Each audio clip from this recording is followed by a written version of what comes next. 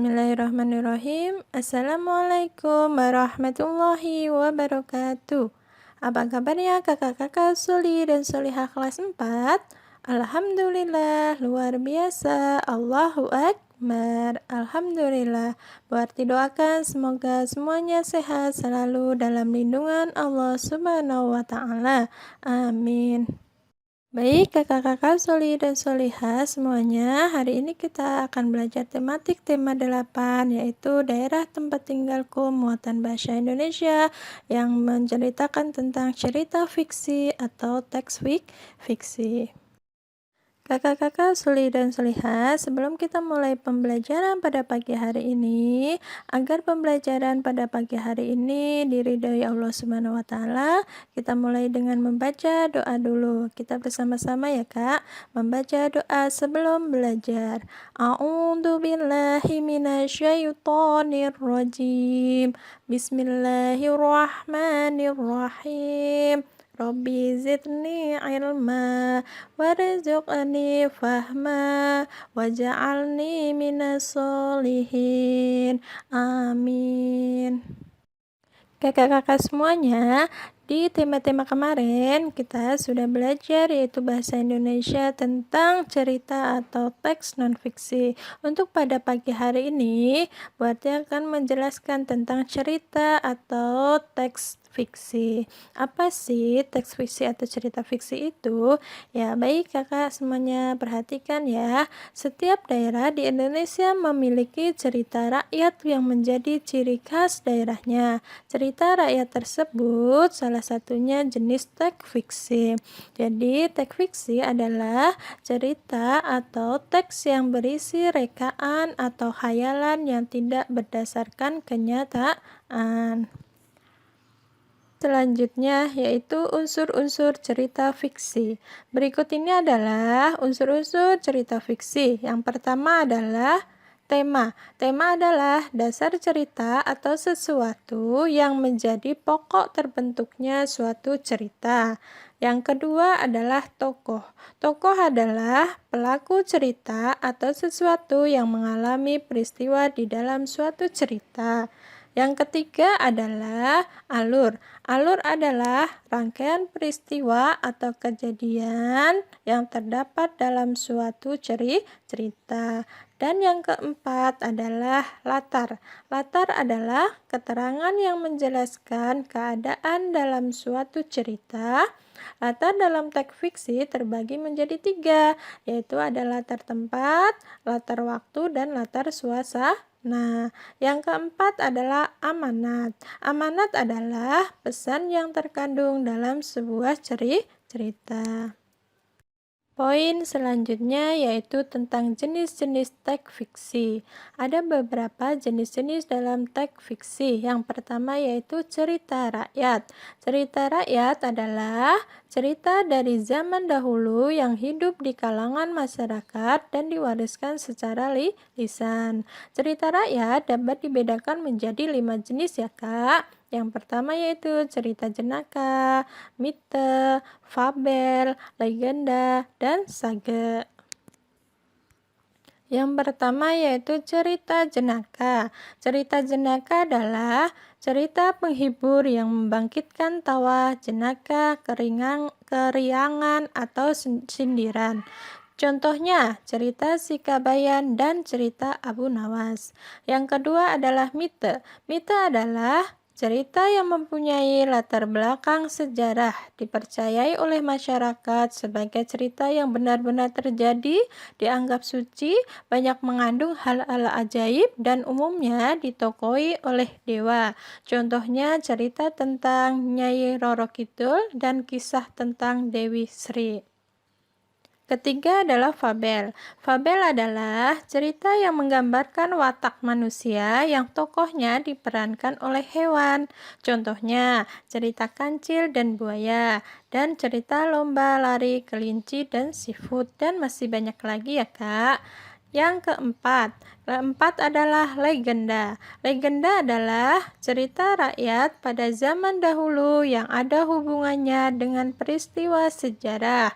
Contohnya, cerita terjadinya Rawa Pening dan cerita asal-usul nama Banyuwangi. Masih banyak lagi ya, Kak. Dan yang kelima yaitu saga. Saga adalah cerita rakyat yang bersifat legendaris tentang kepahlawanan atau petualangan yang mengagumkan. Contohnya cerita Tutur Tinular dan cerita Jaka Tingkir. Jenis-jenis teks fiksi yang kedua yaitu cerpen. Cerpen artinya cerita pendek yang berisi cerita tokoh pada suatu kejadian. Yang ketiga adalah novel. Novel adalah cerita rekaan yang berisi rangkaian peristiwa kehidupan seseorang beserta orang-orang yang berada di sekelilingnya. Demikianlah contoh atau jenis-jenis teks fiksi atau cerita fiksi. Tadi ada berapa, Kak? Jenis-jenisnya iya ada 3. Yang pertama yaitu tadi cerita rakyat, yang kedua adalah novel, yang ketiga adalah cerpen ya. Untuk cerita rakyat itu dibedakan jenis-jenisnya ada 5, yaitu cerita jenaka, mite, fabel, legenda, dan saga. Semuanya sudah paham ya, Kak? Kalau sudah paham, berarti lanjutkan materi selanjutnya, yaitu yang selanjutnya tentang menjelaskan amanat dalam teks fiksi atau cerita fiksi. Amanat adalah merupakan pesan yang terkandung dalam suatu cerita. Amanat dapat dipahami setelah kita membaca keseluruhan teks tersebut. Dalam teks atau cerita terdapat tokoh-tokoh yang berperan di dalamnya. Tokoh-tokoh tersebut memiliki watak yang berbeda-beda. Ada tokoh yang berwatak positif, ada juga tokoh yang berwatak negatif. Contoh watak positif diantaranya yaitu penyayang, rendah hati, suka menolong, dan jujur.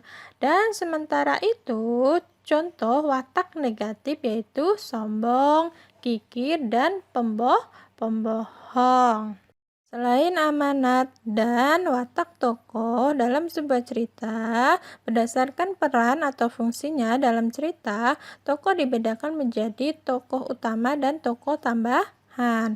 Tokoh utama disebut juga sebagai tokoh sentral. Tokoh utama merupakan tokoh yang menjadi pelaku utama atau tokoh yang mengalami semua peristiwa dalam cerita. Tokoh utama biasanya akan muncul mulai dari awal cerita, tengah cerita, hingga akhir cerita. Sedangkan tokoh utama dapat berwatak positif atau baik dan juga dapat berwatak negatif atau tidak baik. Sedangkan yang dimaksud dengan tokoh tambahan adalah tokoh yang hadir sebagai tokoh pendukung dari tokoh utama. Kamu atau kakak-kakak semuanya dapat menentukan peran tokoh dalam sebuah cerita fiksi atau non-fiksi dengan membaca cerita secara keseluruhan. Baik, kakak-kakak Soli dan Solihat semuanya. Di sini Bu Ati akan memberikan satu contoh teks fiksi. Ayo, kakak-kakak semuanya, simaklah cuplikan teks fiksi berikut ini. Ketika ayam-ayam sedang mencari makan di padang rumput, Rubah mengendap-endap di balik semak-semak mendekati kandang ayam.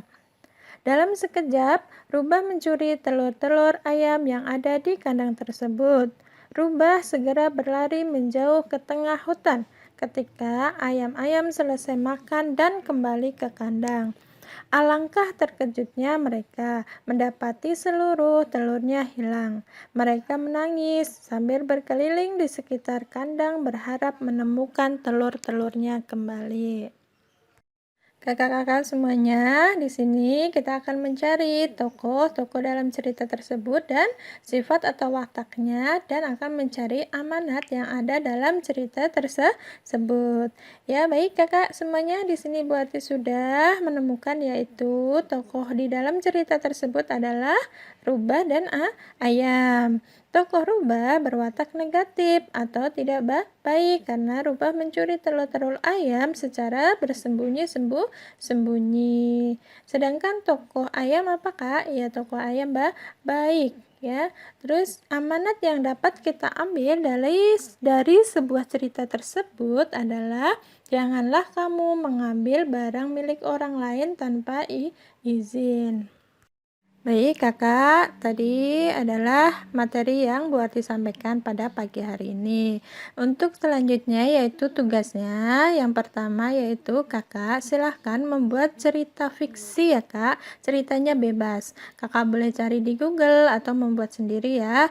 Boleh diketik atau ditulis pakai tangan ya. Kemudian setelah selesai membuat cerita, kemudian carilah nama tokohnya ya Kak. Tokohnya namanya siapa saja. Terus kemudian cari watak tokohnya seperti apa. Ya, kemudian yang terakhir yaitu cari amanat yang dapat kita ambil dari cerita tersebut. Setelah itu Kakak kalau sudah selesai silahkan nanti dikumpulkan lewat WA ya.